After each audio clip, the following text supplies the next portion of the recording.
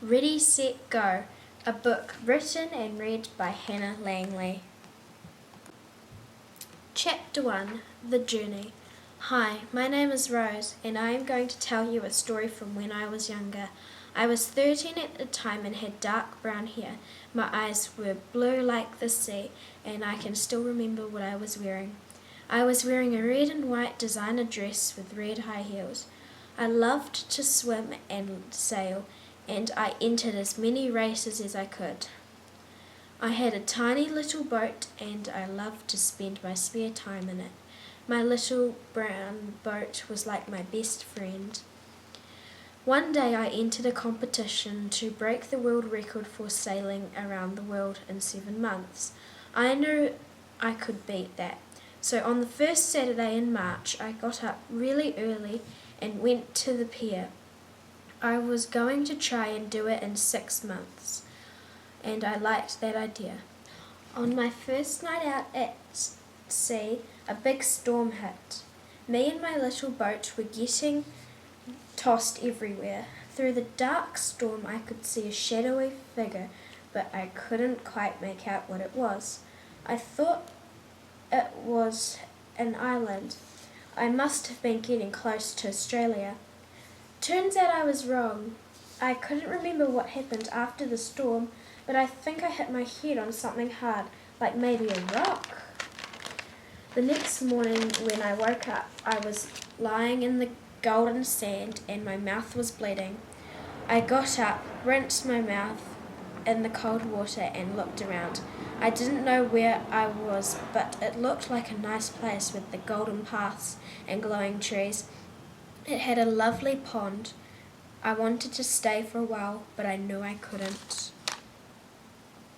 Chapter 2, The House. In front of me I could see an old black cat sitting in the cracked window of a red house. The chimney had black smoke billowing out of it. The tiny white gate was broken and the fence had half of its paint chipped off. The old oak trees were shading the house and the door was half open. The grass looked like it had not been cut in years, and the playground that sat in the grass was smashed and covered with spiders. As I opened the gate, it made a screech and sounded like I was strangling a cat. As I walked up the path, the long grass came up to my waist, and a cat was brushing against my leg. I kept on walking, and the sound of my feet was like tap dancing. I had the taste of blood in my mouth from earlier on when the boat crashed on this island. I also had the taste of fear in my mouth, which tastes like you were sweating. As I got closer, I could smell the smoke coming out of the chimney, and the smell of burning food was coming from inside. I was not far from the door when I started trembling and almost stepped back. I felt like as soon as I knocked on the door, I would be dead meat like all the other animals outside. Chapter 3, Hello There. As the door opened, there in front of me stood a man that I had seen before but couldn't quite pick out who it was. He had lovely, kind brown eyes, big, dark, bushy eyebrows, and an old, wrinkly face. His dirty white top was ripped.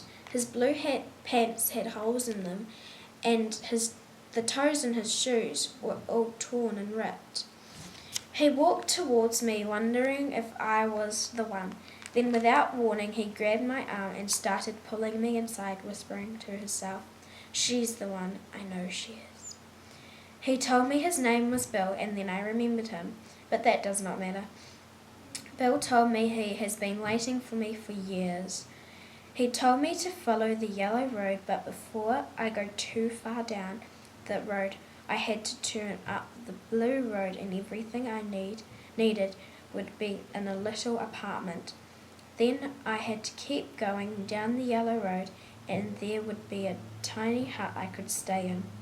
Next to the hut would be a cave, and then I had to go in the cave and remove a purple stone.